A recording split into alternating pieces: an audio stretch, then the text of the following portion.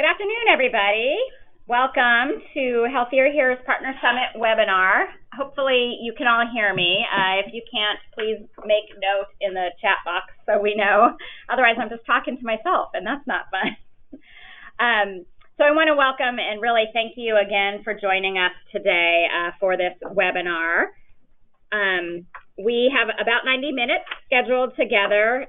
We have everybody muted right now to avoid any feedback and for the webinar to run smoothly. So if you do have any questions or comments, and we do have stopping points throughout the webinar where we'll be asking and giving time for people to respond, just type them into the questions panel.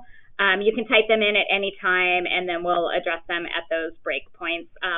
Some of them might get answered immediately by staff team that are online and responding. So if it's not a question that needs to be answered by the whole group.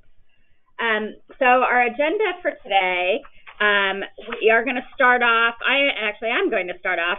Oh, I didn't even introduce myself. That was kind of rude. Sorry. By the way, I'm Susan McLaughlin, the Executive Director of HealthierHere. Apologize for not doing that up front. So we're going to start off with giving an overview of where we are at with implementation planning. We've had some really incredible work that has gone on with all of our innovation partners over the last several weeks that have resulted in some great products that have recently been released and some pivoting in terms of how we're going to move the work forward. So I'm going to go over that with you. We also our Chief Financial Officer is going to go over our partnership agreements for our District Year 1 payments that are out on the streets, the agreements are. And then we'll get a practice transformation update from Michael, followed by a conversation and update of the status on our equity and community engagement work. There's been a lot going on with that as well. And then we will close out with more general updates about HealthierHere and the state and how things are moving forward. So looking forward to spending the afternoon with you and getting started. So I wanted to just take a moment to first find out who is on the phone with us. So this is we've done this a couple times now, one of our polls.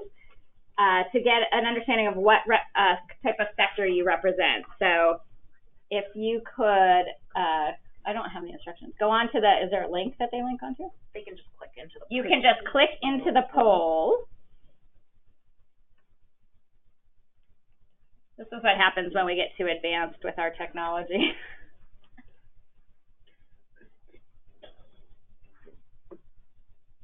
Okay, so they click on now?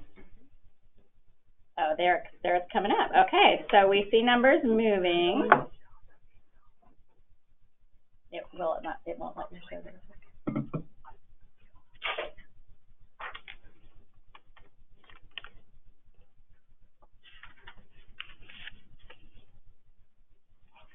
Okay, so here's a snapshot of our results. So about half the folks on the phone come from behavioral health agencies, followed by our community-based and social service organization partners, community health centers, and then hospital health systems, and a little over 10% that are other organizations, which include vendors, state partners, subject matter experts, and other folks working in the system and very interested in innovation and change. So thank you again for joining us. We really appreciate it.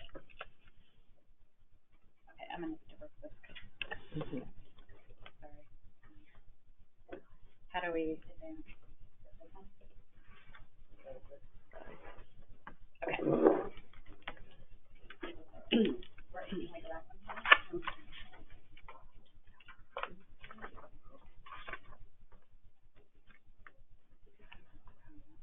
Okay.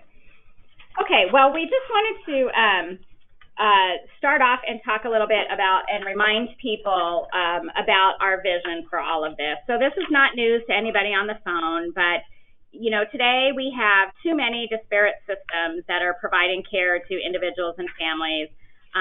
Most of the systems have responsibility and get paid for taking care of one part of individuals' needs, like their substance use disorder treatment or their legal aid or their housing or their abdominal surgery, but may or may not have responsibility for the whole person, and may not even know if an individual or family is receiving services from other organizations within the system. And so our vision for this work and for the goal of the King County region is for a connected system of whole person care. And so that no matter where a person enters the system, they receive the appropriate care and the community supports that they need to live healthier lives. And we also, in the process of this, want to make sure that the system is more cost effective and sustainable and simplified for the providers and others working in that system. What does success look like in King County? Well, the Healthier Here Governing Board has given a directive to us as an organization to use the opportunity of the Medicaid Transformation Project by providing the system with catalytic investments, funding resources towards these three things. So towards mechanisms and strategies that will help create greater ability for providers to collaborate, both between, among healthcare systems and also between healthcare systems and social services. And this includes things like enhancing health information exchange, health information technology capabilities, creating stronger bidirectional community and clinical linkages through technology, providing tools that support population health management, and those kinds of things. The second one is ensuring that an individual, again, regardless of where he or she enters the system, has access to person-centered, multidisciplinary, culturally and linguistically competent care teams, and that these care teams are flexible enough to be designed based on the individual's unique needs and inclusive of the community and social services that are addressing other areas of a person's needs.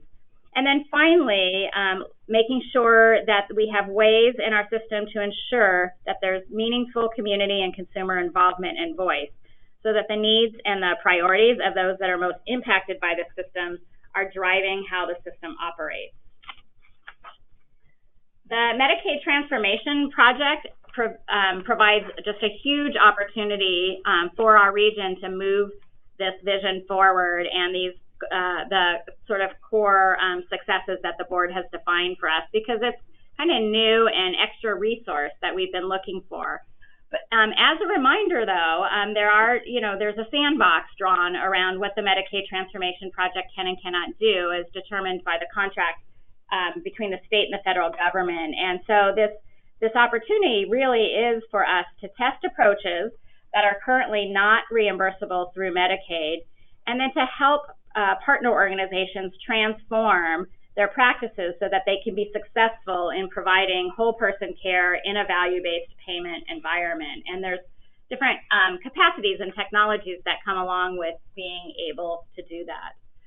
We really want to make sure that this is a win-win-win for everybody. We want to, most importantly, make sure that people in King County receive better, more equitable care and enjoy an improved quality of life.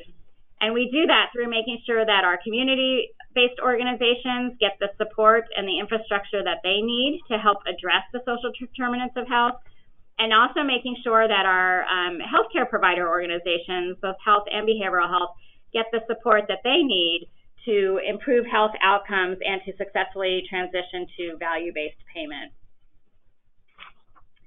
So Healthier Here, as you know, spent all of 2017 with many of you on the phone, lots of partner organizations, trying to determine what our regional needs were and what our innovation targets should be, drawing on the requirements of the Medicaid Transformation Project and then adding in regional priorities and needs as well.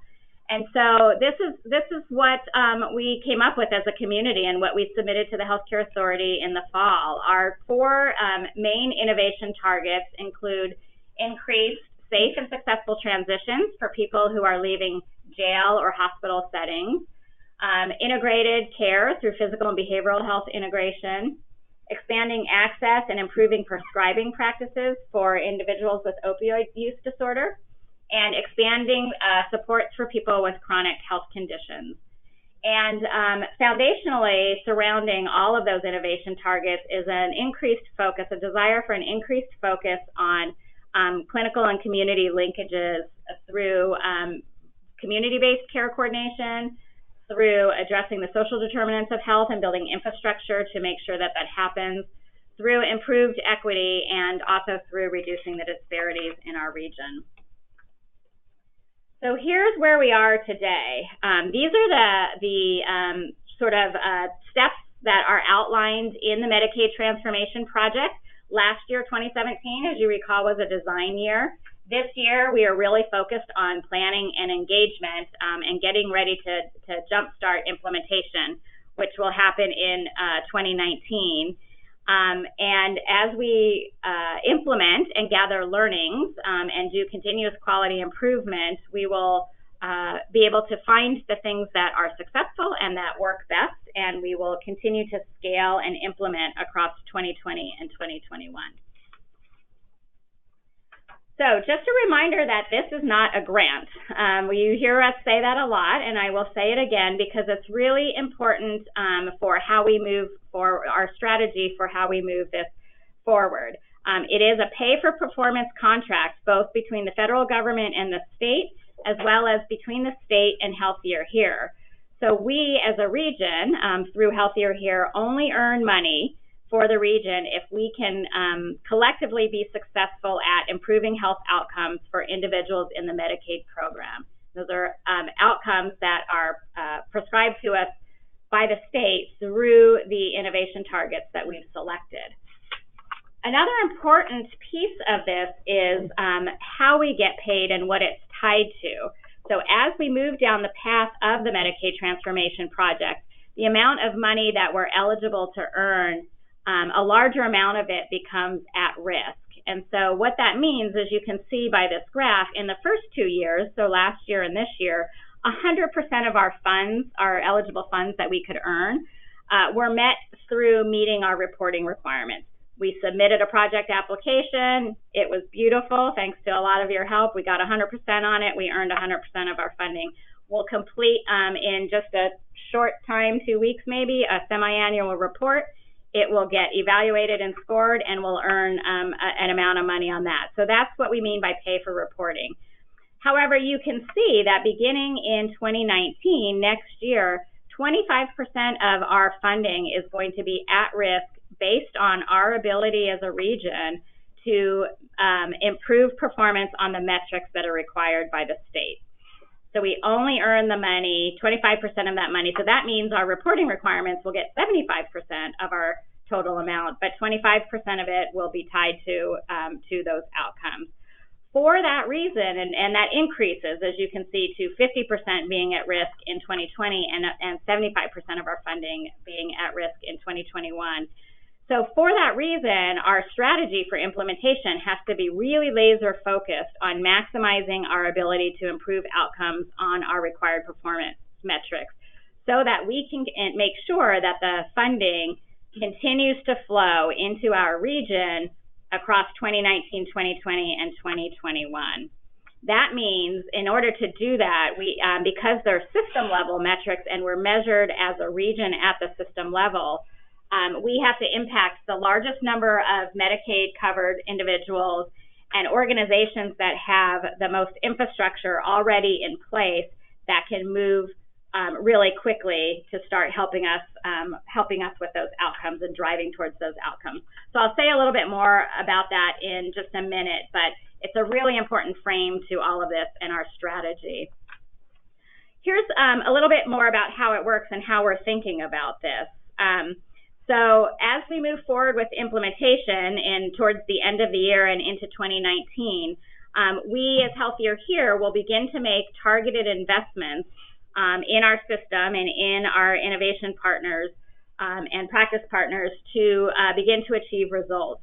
As we achieve those results, we'll get measured by the state and we'll be able to secure more funding for the region that will come in and allow us then to make more targeted investments that will further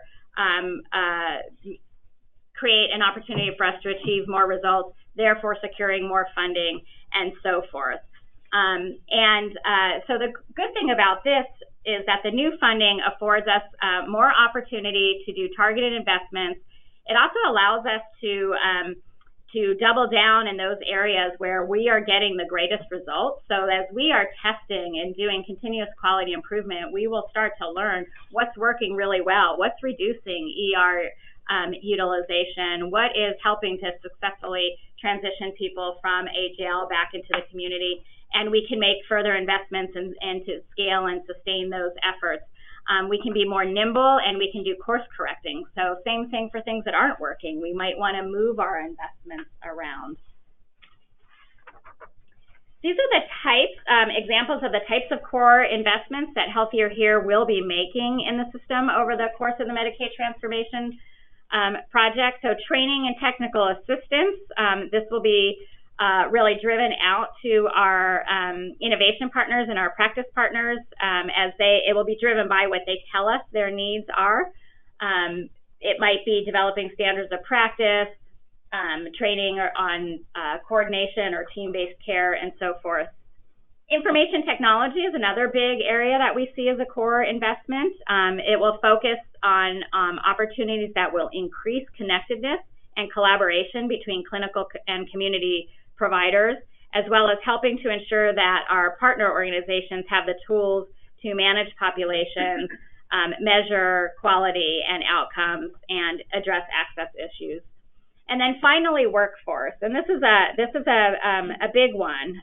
This area for Healthier Here will focus primarily on proven and effective or new positions or workforce types like community health workers, peer support specialists, and care coordinators that are currently not billable under Medicaid. They're not paid for under the Medicaid program right now. And a big part of our workforce investments will be helping to focus on sustainability through value-based care and value-based payment arrangements. So we will be looking to create and build up this workforce with an eye towards how do we develop a path of sustainability so that those positions get covered in the long term. If we don't do that, then it's just like a grant, and when the money goes away, the positions would go away, and we don't want that to happen. So we'll be really focused on the connection to value-based care and sustainability for that.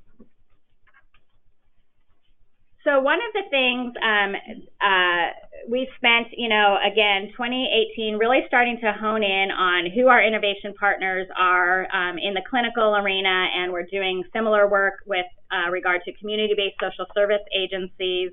And we are just so excited to have so many hospital health systems and community health centers, behavioral health organizations, and social service agencies partnering with us and working with us, helping us design this, being committed to change and doing business in a different way, and are really interested in the kinds of supports and things that can lead to better care and better outcomes.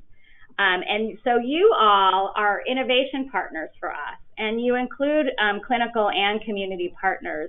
And the way that Healthier Here, the many ways that Healthier Here will be able to support our innovation partners is through bringing resources and infrastructure around some of the things that are listed on the larger circle of this slide, the community clinical linkages, the training and technical assistance, IT advancements to do shared care planning and population health management, and so forth. And there's probably a million other things that we can do, and we'll have to get really targeted on how we do this. And right now today, the other thing that we've done is we have invited a subset of our innovation partners. We're calling that subset practice partners to work with us in these early stages to help us launch and move towards implementation.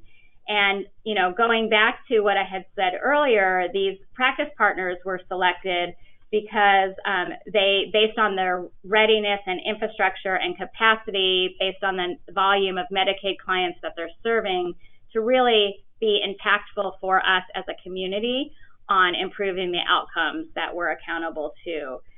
So we will be working with that small subset of practice partners a little bit more intensively over the next few months to get things going and to really get laser focused on those outcomes, while at the same time we'll be working with all of our innovation partners on all of the many things that I've talked about.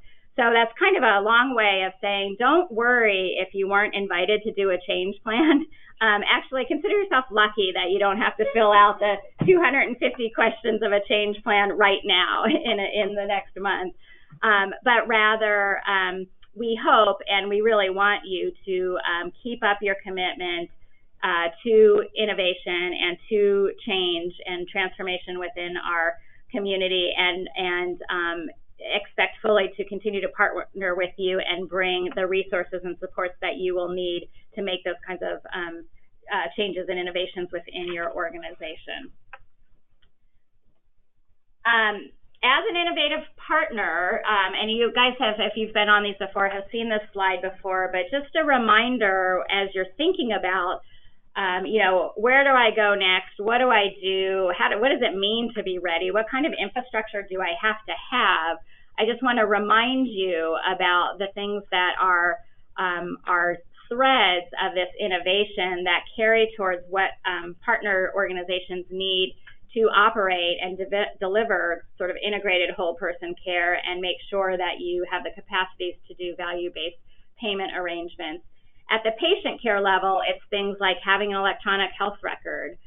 Do you have some kind of registry function that links to your electronic health record?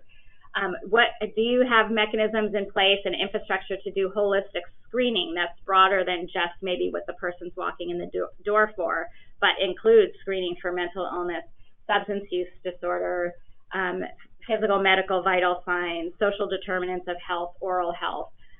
Do you have the capacity to pull together multidisciplinary teams within your organization, but also, if you don't do everything within your organization, like if you're a behavioral health agency only, who's your primary care partner? Do you have the ability to have conversations in a team-based way with the primary care provider that's assigned to your client?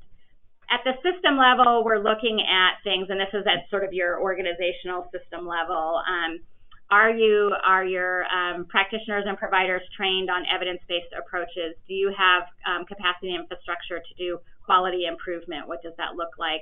Can you measure quality and outcomes? And do you have population health management tools? And know how? Does the staff know how to use them effectively?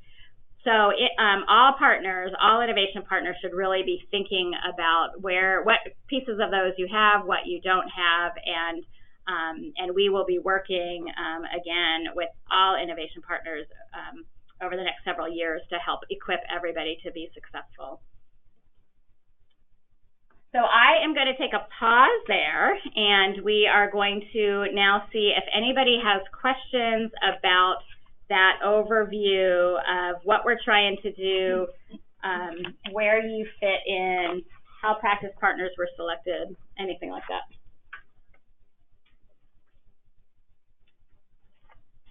No questions?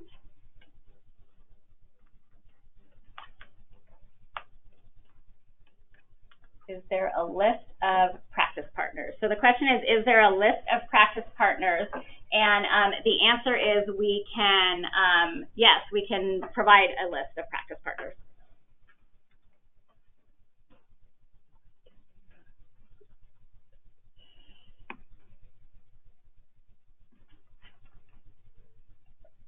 Okay, so not seeing any other questions come in, I am going to do a handoff now to Twee, who is HealthierHere's Chief Financial Officer, and she is going to let everybody know where we are at with the DY1 payments for planning and engagement. Thank you, Susan. So as Susan stated, what I'm covering today is for the demonstration year 1 plan and engagement, and our board approved for provider types Medicaid, non-Medicaid, and tribes. And what I'm covering today is specifically covering for only Medicaid providers. So everyone knows the project-specific agreement was sent out to provider organizations or partner organizations on July 6th. And so they're out on the streets to be signed and returned to us. What you'll see in front of you are the deliverables that are included in that project-specific agreement, the completion of the current state assessment, the health and information technology, and then the HIE assessment as well. Those were already been completed and done on May 25th. Medicaid volumes are also incorporated into the agreement, and that's taken from the 2016 Medicaid beneficiaries. There were 2 tiers. Tier 1 is anyone less from 0 to 5,000, and then Tier 2 is anyone above 5,001. And those, again, the snapshot was taken and was provided by April of this year, so nothing to be done. The third item is the partner participation and registration in the financial executive portal. Those have been completed on June 30th. And so the only activities that I really need you guys to focus on is sign in the project-specific agreement along with Addendum 1 and return to me by July 31st of this year. Once I received the deadline of July 31st is passed, I'm in the process of determining the payment date, specifically in August, that will be sent out. So stay tuned, more communication once that date is determined, but it will be in August, so next month. After that, we have the two more deliverables outstanding. That's the organization change plans, and then the commitment to sign Addendum 2. And those will be, the org change plan will be in the August, and then Addendum 2 will be somewhere in November. So more communications on those 2 deliverables. Yes, and these, the project-specific agreements were sent out, and the org change plan and the commitment to sign Addendum 2 will be relevant to our innovation partners only, practice partners. So with that, any questions for me? But that's today's update.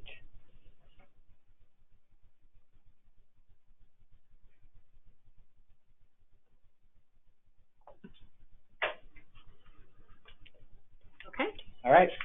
Thank you, Twee. This is Michael McKee, Director of Clinical Practice Transformation, and we just have a high-level overview. Advance the slide, thank you. At this point, we are so thankful. Go back, thank you. The clinical summaries, which are defined by the 11 sub-projects within our portfolio of the 4 broader projects that Susan mentioned earlier, have launched last week. This work really was in a large part due to all of the community and innovation partners who participated in implementation work groups and reviewed clinical summaries and gave us their subject matter expert feedback, and we were able to finalize those. And if you are at all interested in joining us and continuing this journey as an innovation partner, we really do recommend that you take some time to review them on the website. These clinical summaries will define how we move forward with our innovations and with our tests of change to meet the pay-for-performance metrics that are related to these projects. And so we're very excited to launch them and to interact with you around them.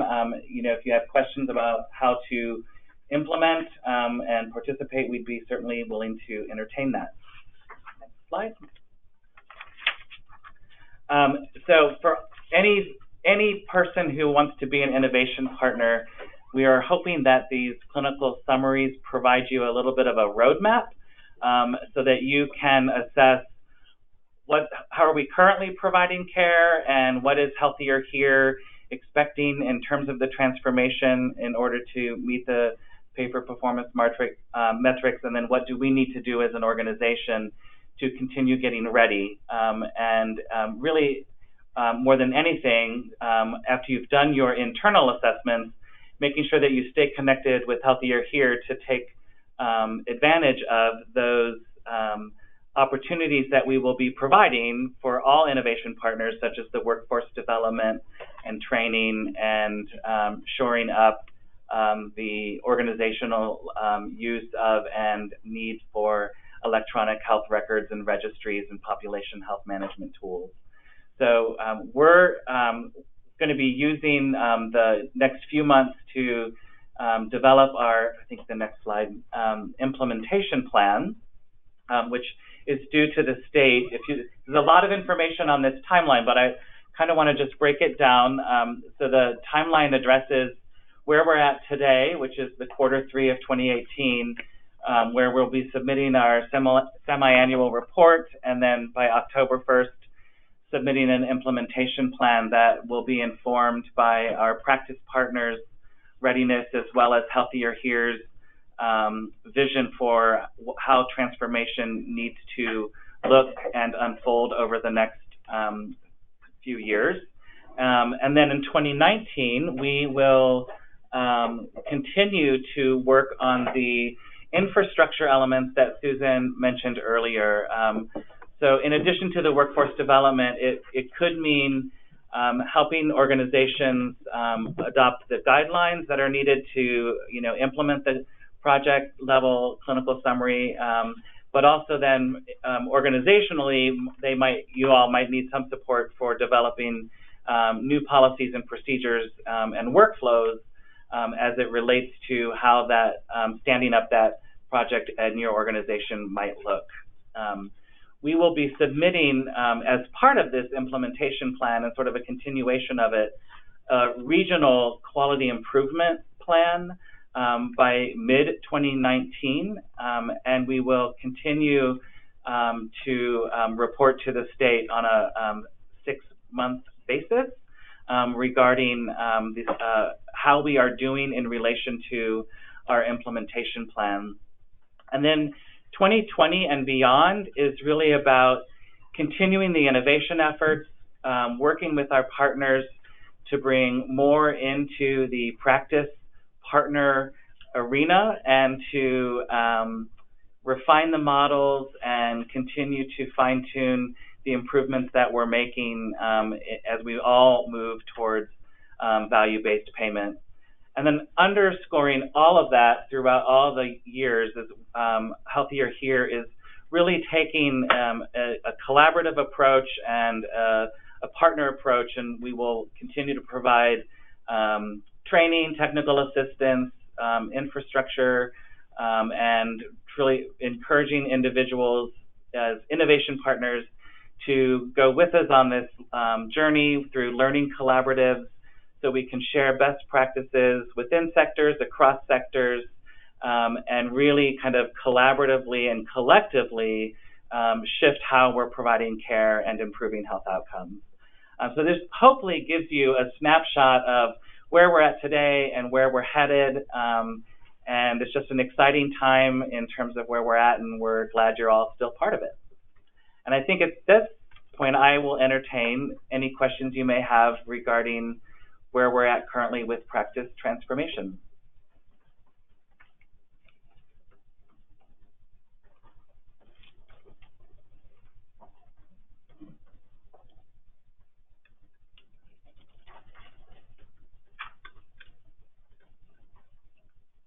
I don't see any questions. Yeah, so I'm at this time happy to introduce Maria Gingrey, our Director of Equity and Community Partnerships. Oh, second wave. Great question, Howard. We are still in the process of figuring out how to roll additional innovation partners into the practice partner arena, and that will certainly be part of our plan that we submit to the state.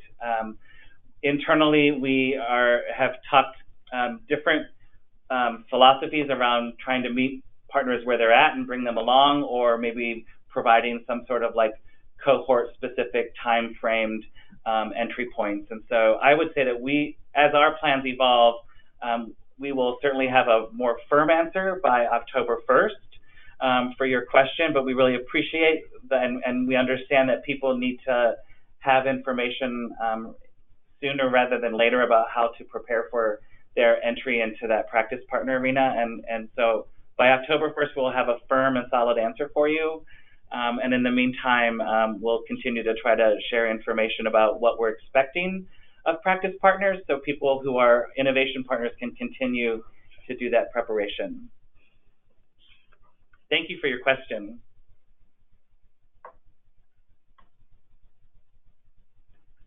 Okay. Seeing no other questions, I will now hand it off to Maria Gingrey. Good afternoon, everyone. It is a pleasure to be with you and share some information with you in regards to Healthier Here's approach to both equity and community engagement in the context of not only what we're doing, but how we are moving forward. Essentially, when we begin to look at equity and community engagement, we recognize that equity and community engagement is an opportunity to provide the innovation that's necessary to do the work that Susan referenced earlier. This is an opportunity for us to take a look at things with fresh eyes, to approach things with fresh perspectives, and to do things in a manner that authentically embeds community engagement and community voice in all of the practice and planning and design and delivery of the work that we are doing around these efforts. In addition to that, we're embedding equity in the work as well, and we view doing both of those things provides us the innovation that we need to be able to see that this effort produces a meaningful and tangible result that is different and more sustainable than efforts that have been engaged in the past. Central to that is those strong community clinical linkages. Most importantly, recognizing that many folks have community clinical linkages, and this is an opportunity for us to amplify your efforts in that area to increase the breadth and the depth of your current efforts, and in doing so, embedding equity, partnership, and community from the very beginning of the work that we're doing. So to ensure that we're all on the same page in regards to understanding what we're talking about when we talk about equity, we look to the values that were established by our governing board. Our governing board identified 5 values. Those are equity, community, partnership, innovation, and results. The first of those values is equity, and in essence, as you can see on your screen, it reads that Healthier Here leads with equity. We work to eliminate disparities in health and well-being and address the current power dynamic and structural racism in our healthcare system that perpetuates inequities. This definition is one that incorporates and recognizes the impact of institutional and systemic practices that have had the unintended consequences that result in some of our community members experiencing different health outcomes. Rather than taking a look at this definition of equity as one of equality, meaning we're trying to meet everyone where they are, instead we're looking at this from a perspective of equity, recognizing that we're trying to meet people where they are in manners that they need to be reached and in ways that help to ensure that folks can experience the health outcomes that they desire for themselves. Again, highlighting that we're not looking at solely those individual concepts related to equity, but rather we're looking at that holistic, institutional, and systemic approach to addressing health equity. The second value that I'd like to highlight for you is partnership. And in reviewing the governing board's definition of partnership, we see that that is intentional partnerships between government agencies and community and provider partners, is critical. No one participant or sector controls the direction, agenda, and decision making. And we take a multi-sector, multi-pronged approach to make systemic change at the local, state, and federal levels. Here again, we're looking at partnership and recognizing that we as individual organizations do not have the same amount of power and opportunity to influence and transform a system individually, and rather this work must be done in partnership in a way that allows you to do the work that you do authentically and in the best way that you possibly can, while also leveraging your efforts to support others in their endeavors as well, the essence of true partnerships. And the third value that I'd like to highlight for you is community. And we're defining community, that our value related to community, as populations most impacted by health inequities play a substantive role in our work and are valued for their expertise. We ensure that community members have what they need to engage effectively and develop formal, ongoing feedback processes for those making decisions to respond to and take action on consumer recommendations. The most important thing to recognize in regards to this particular value is we're acknowledging community expertise, valuing and resourcing community expertise. Holding a statement that I heard a quote that I received when I was attending a conference earlier this year. And that quote was that people who are closest to the problems are also closest to the solution. So we recognize that this effort will only be successful if we include the voices of those who are closest to the problems and closest to the solutions. And that not only references the individuals who we are serving, but that also references all of our partners. You as partners are closest to your solutions, as well as other members from other sectors who are doing the work as well. So our goal in recognizing and acknowledging community is ensuring that all voices, to the extent possible, are embedded and incorporated in our work moving forward. What that means for us in regards to what our governing board has established for us as our guiding principles is understanding that, yes, we have guiding principles, but what is our end result? And our end result is that leave behind, one of the leave behinds that Susan referenced earlier, and that's a leave behind around community engagement that ensures that we're building an infrastructure that incorporates authentic community voice and engagement and embeds it in everything that we're doing forward, recognizing that that is the sustainability of this work. In order to get to that goal and achieve that particular leave behind and that true contribution as a result of all of our efforts, we at Healthier Here are engaging in an approach to community engagement that is comprehensive in nature, an approach that embeds community engagement not only in what we do, but the how we do things, recognizing that one of the keys to ensuring that we have sustainable mechanisms for community engagement relies on having trust and building relationship with partners. We also are engaging in an effort to ensure that we advance equity and community engagement work, and you'll see on your slide an acronym CCV.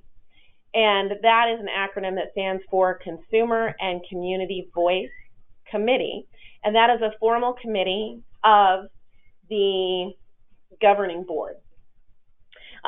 That is a committee that actually has been established and has been in existence since the very early planning stages of this transformation work. It meets on a monthly basis, and it is an opportunity to include and invite and incorporate community voice into shaping and really thinking about the way that Healthier Here approaches some of the work that it's doing, and most importantly, thinking through the impact of the work as well. We also, in our approach, are recognizing that Healthier Here is only one of the entities that's vital to the success of our efforts. We acknowledge that, and again, we hold that we may not have all the answers, but as long as we can go to the folks who do have all the answers and point folks in the right direction, that collectively we will utilize our best wisdom to ensure the best outcomes for our community members. And then finally, and most importantly, in response to our community engagement approach, is that we center community voice in everything that we're doing. So further drilling down into our theory, our approach, and our strategy, we get to our pieces of, so how are we doing this? So it's nice to have a concept, but how do you actually operationalize community engagement and equity in the work that you're doing?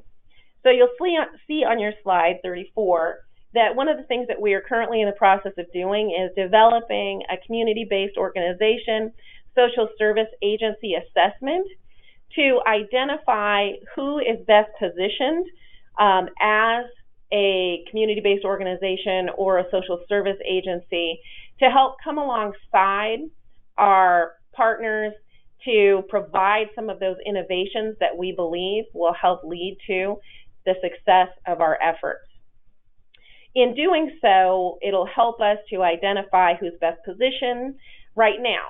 So who are those CBOs and SSAs who are already doing work around health equity? It'll also help us identify who might be interested in doing work but may require some additional resourcing in terms of supports that could be provided by technical assistance and other areas to help support their efforts and build an infrastructure to help support the work that we're doing in our transformation efforts.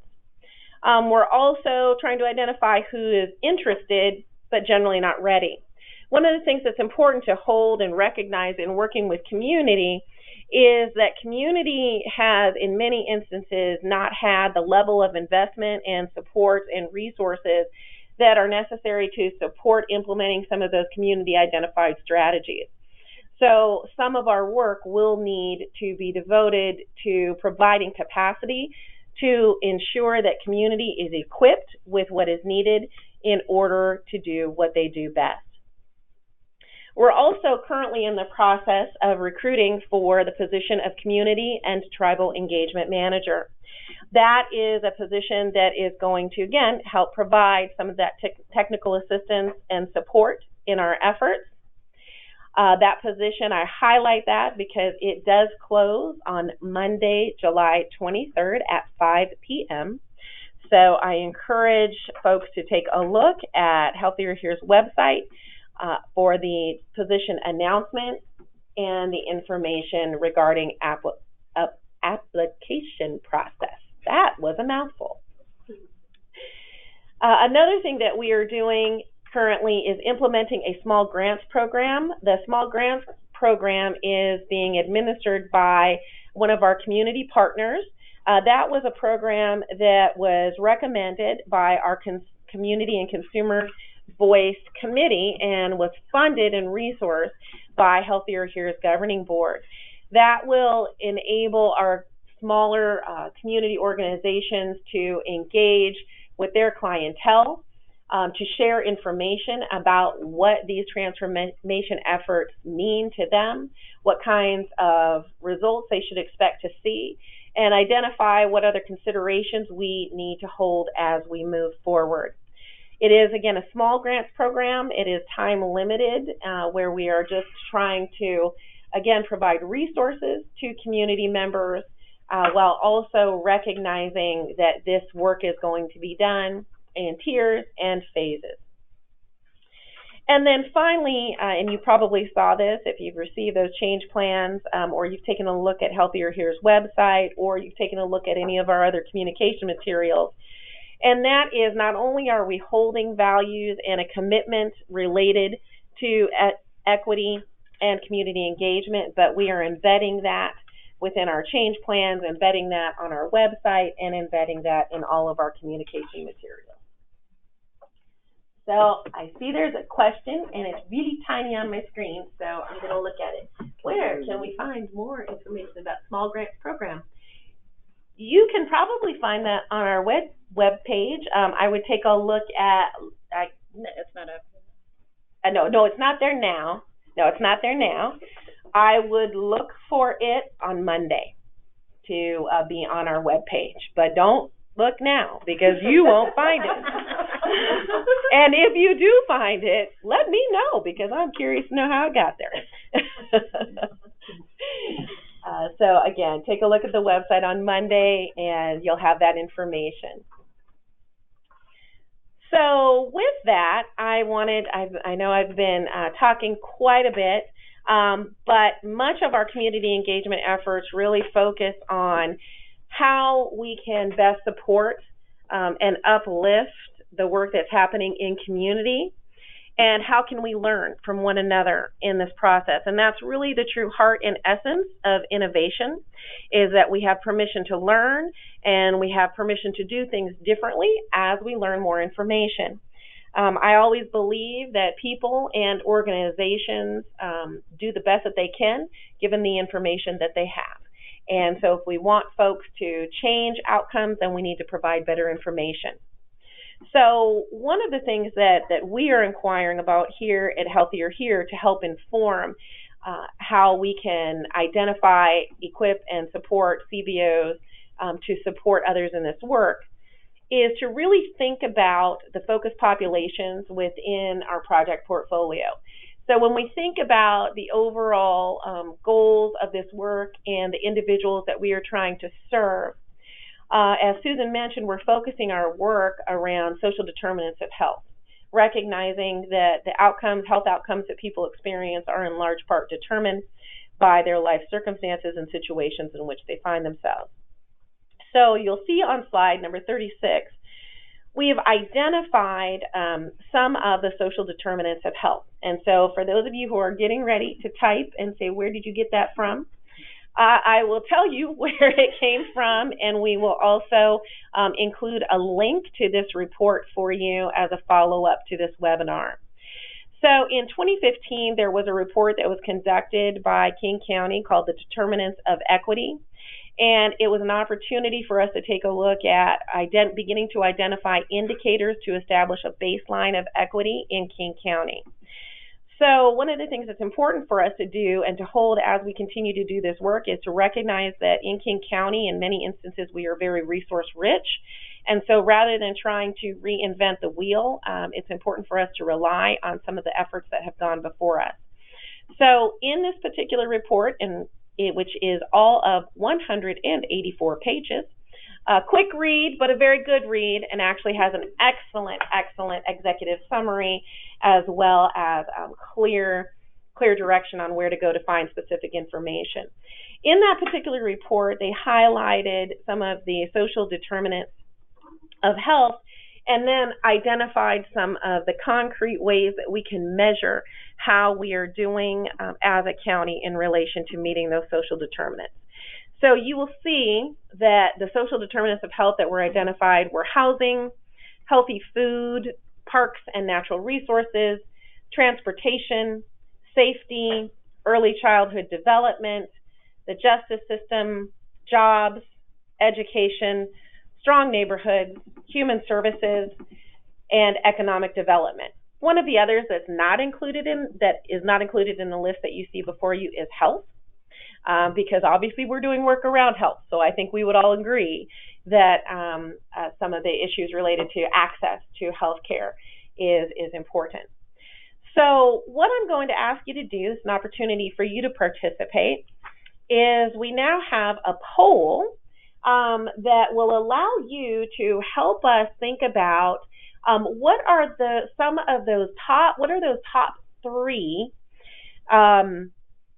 determinants of health and determinants of equity that you would say most impact the people that you are intending to serve through your work in these transformation efforts.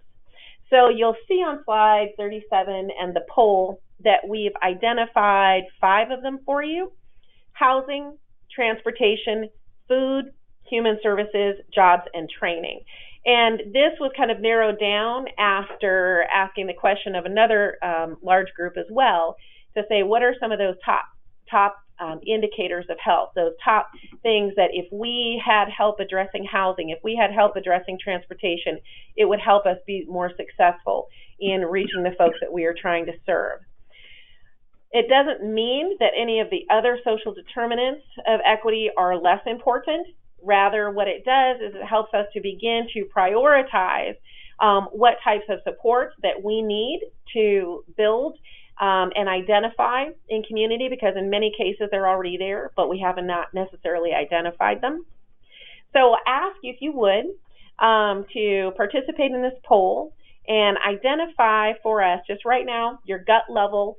If you take a look at that list of housing, transportation, food, human services, and jobs and training, what are the top 3 that you would say, the people you are intending to serve through your work, what are those top 3 that are most important areas and social determinants of health for us to provide supports in for you now? And I will pause there.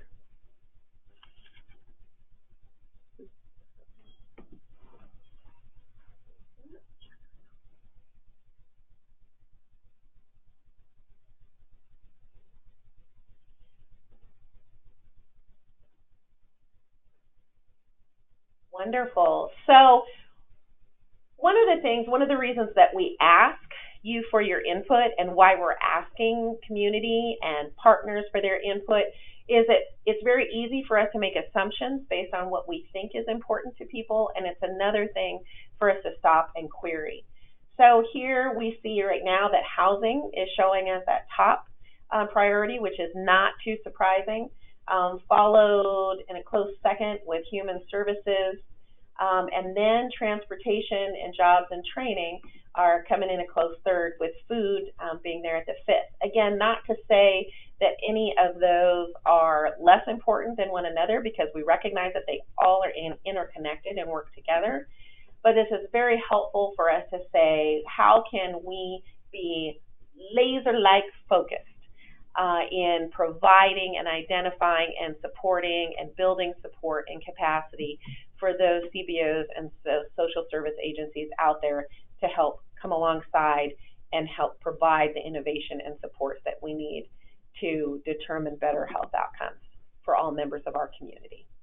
So thank you very much for taking an opportunity to participate in this poll. I should also say this is non-scientific poll, and it's not going to bind you to anything.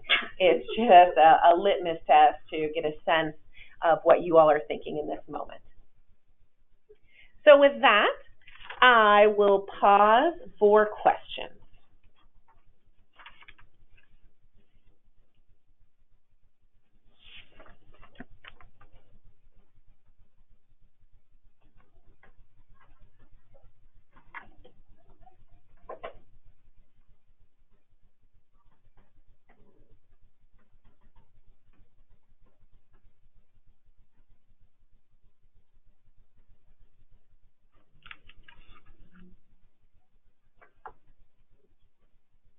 Okay, Maria, thank you very much. If people do have lingering questions, please feel free to continue to ask them as we go along. This is Susan again, and I feel like that's the lawyer in you coming out. Do you give a disclosure statement after every time I love it. I love it. That was great. So. Well, gosh, I got tired just listening to all of us in the room. There's a lot going on at Healthier Here, and I want to thank Maria and Michael and Sui and the rest of the Healthier Here staff who didn't have an opportunity to speak today, but who interact with you guys probably near daily at this point, I would say. A lot of work is going into getting ready to move this forward and to start being able to invest in some catalytic change and innovation in our region. So it's pretty exciting. So we're going to close up with some updates and next steps and make sure everyone knows what is going to happen next. I'm going to start off with just updates here at Healthier Here, and you can imagine with all the work in front of us that we need people to help us do it, and we have been staffing up. We have literally tripled in size in less than 5 months, and that is incredibly exciting to actually have really great people to help us move this work forward. Our 12th and our 13th staff people just started this week, so we are very happy to welcome Alexis Worth, who is our new Healthier Here Data Analytics Manager, and also Joe Whitley, who is the Healthier Here Fund Flow Analyst. So again, they both started this week, and I'm sure that you will have an opportunity to meet them along the way. Maria also mentioned that we have our Community and Tribal Engagement Manager position that is posted right now, and that actually closes on Monday. And then we are just about to repost a financial analyst position.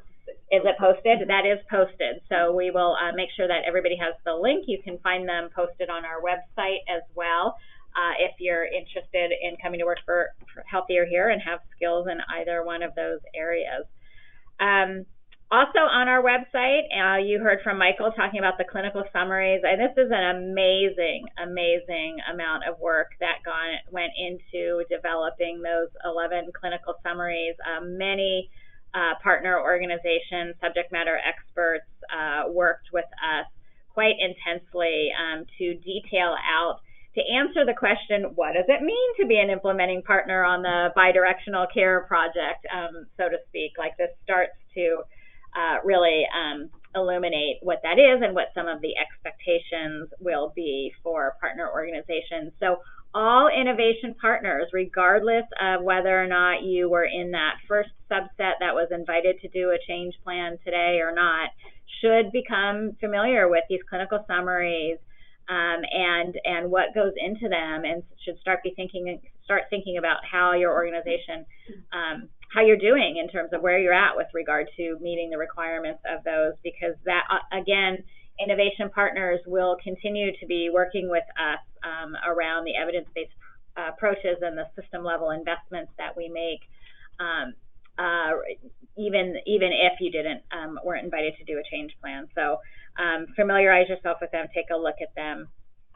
Healthier Here's next big thing is our semi-annual report. This is our first semi-annual report that is due to the Healthcare Authority. So remember that slide about being paid for reporting?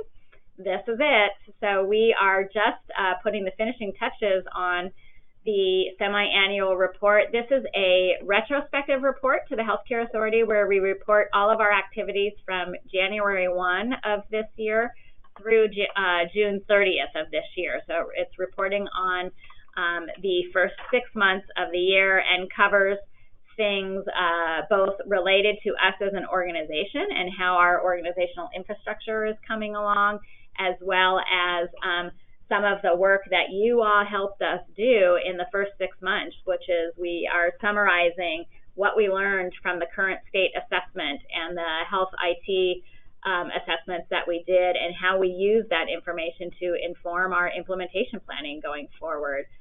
How we worked to narrow in and determine what our focus populations are going to be are part of the things that we have to report on our semi-annual report. All the stuff that Maria was just talking about around our community engagement plan and how we are working to engage community in this part of our semi-annual report. So that will get posted on our website after it gets submitted if people are interested in looking at it. But as I mentioned, so it's due July 31st, and then it will go through a process where it gets reviewed and evaluated by an independent assessor. We will be given a score on the semi-annual report, which will determine how much of our up to funding we will receive for the first half of what's called Disrupt Year 2 or 2018. There's more to come on that. You've seen our website. I think we were I don't know if they saw what we were saying, but our new website, Healthier Here website, has been transitioned over from underneath King County government and is live, and we are keeping it very dynamic and up to date, and you can hopefully find anything and everything you need to know about Healthier Here, the organization, what's going on, and our work on the Medicaid Transformation Project. So be sure to check that out and look at that. I wanted to also just let you know, for those of you that are organizations that operate in multiple ACH regions, I think it's just important for you to know that the executive directors and the various staff from the 9 ACHs across Washington state have been working really closely together in coordinating how we're thinking about this work and the activities of the Medicaid Transformation Project, so that we are really trying to coordinate and standardize practices and approaches and payment structures and so forth, IT kinds of investments, where we can, both to leverage for efficiencies, but also to make sure that you as partner organizations don't have to do bidirectional care 9 different ways if you operate in 9 different regions. So lots of work happening there. And then I also wanted to let people know that there's work going on amongst all 9 ACHs with the Healthcare Authority around some of the core cross-cutting pieces of the Medicaid transformation project, namely value-based payments and what that means, what that's supposed to look like at the organizational level, and what is really the role of the ACHs in supporting providers in that transition. So we're hoping to get more clarity and share that with you. We get lots of questions about, well, what's the ACH supposed to do? And that's between the managed care organizations and the partner organizations. So we are working statewide on that. We are also working statewide on some of the workforce issues as well. Some of the core gaps and barriers around workforce that exist are not things that any one region can solve on their own or even solvable at the regional level. And so, you know, recruitment and retention and pay and rates and training and certification and what provider types can bill for what services, all of those kinds of things kind of roll up into that. So we will be looking to our partners as we move towards implementation to understand what some of those barriers and challenges are that we don't already know, and then working at the state level on strategies to help mitigate some of those. So more to come on that, and stay tuned. I'm almost there, yeah. Okay, and then the last thing, so what's coming up next for us is the finalization of the implementation plans that Michael referred to. We have implementation plans due to the state on October 1st of this year that really have to detail out both how we're going to make our what's called the Domain 1 investments that include IT, population health management, workforce, and value-based payment, and then how we're going to implement each of the projects, including kind of specific activities and timeline. When are we going to train? When are we going to, you know, start to hire workforce? When will we invest in a shared care plan platform? You know, whatever those pieces are. So in between now and then, and for the last several weeks, we have been doing a lot of work on creating our investment plan. And so we get a lot of questions from folks about, you know, how much are providers going to get? You know, what kinds of investments are Healthier Here going to make? What's that going to look like? When will you make workforce investments in more community health workers or peer support specialists? And the shorter answer is we don't quite know yet, but we wanted you to know that that is work that is happening. It will be worked through our formal committees of the board. So our Community and Consumer Voice Committee, our Finance Committee, our Transformation Committee, and our Performance Measurement and Data Committee. There's all collectively, they all have a piece of the puzzle of, you know, putting this all together and making strategic investments in the community. And so that work, it will be happening between now and October 1st. And we will make that as visible to you guys as we can as that information comes forward through the Transformation Committee. Ultimately, the Transformation Committee will be making recommendations to our governing board. The recommendations will come through the September governing board meetings. We're having 2 half-day meetings in September with our board, so one of those 2 meetings and would need to then be approved by the board and then move forward in our application from there.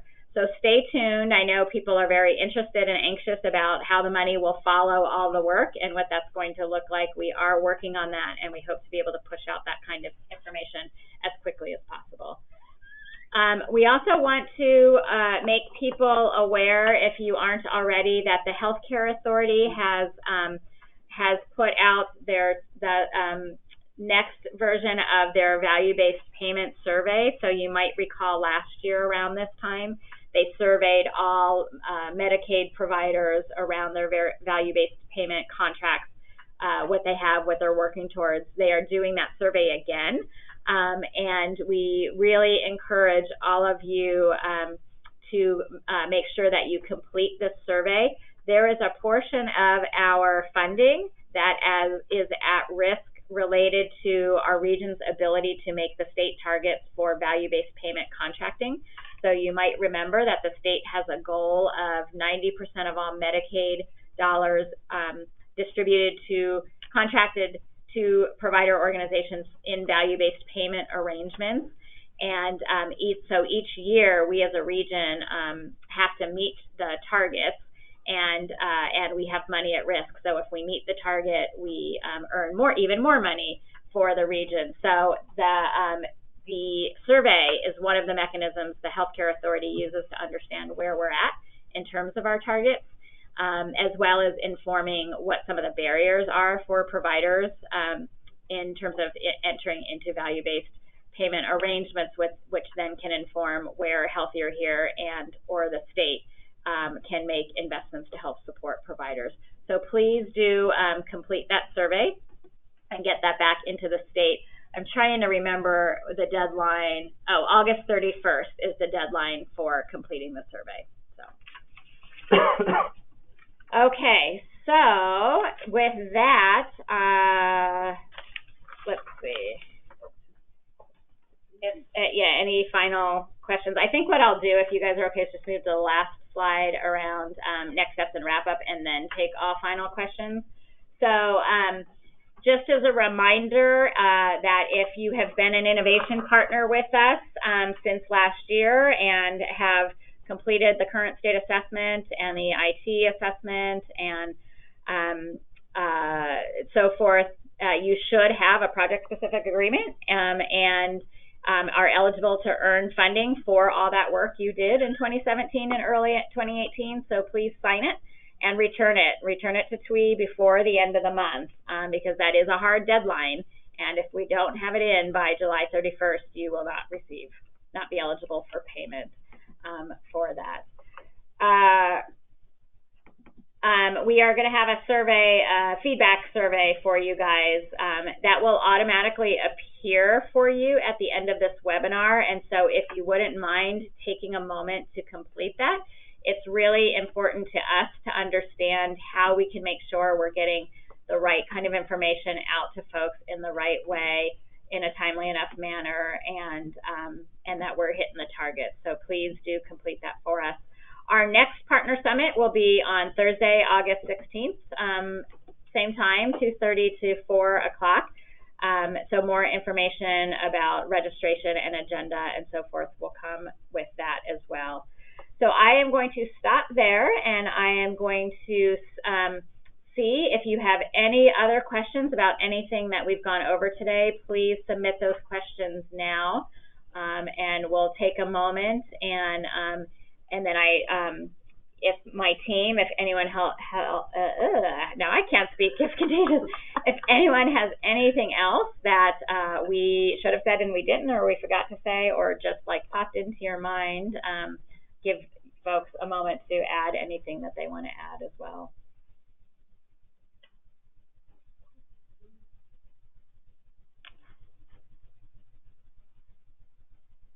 So we will wait on here a few more minutes to see if any burning questions come in. You can always email us. In fact, I think there's some contact information on here. Email any of us anytime, and we're happy to respond. And some questions are coming in now. Multi-picture is going to be part of it. Can you verify that we'll be signing off? So we will take, so that's a question we need to take offline. Jeff, we will answer your question offline. It's a very specific question.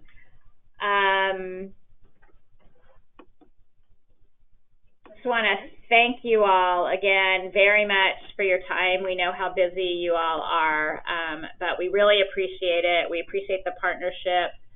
And we look forward to really moving this work forward with you and doing some great innovation in our region. Some exciting things are going to happen over the next couple of years. So, so thank you very much.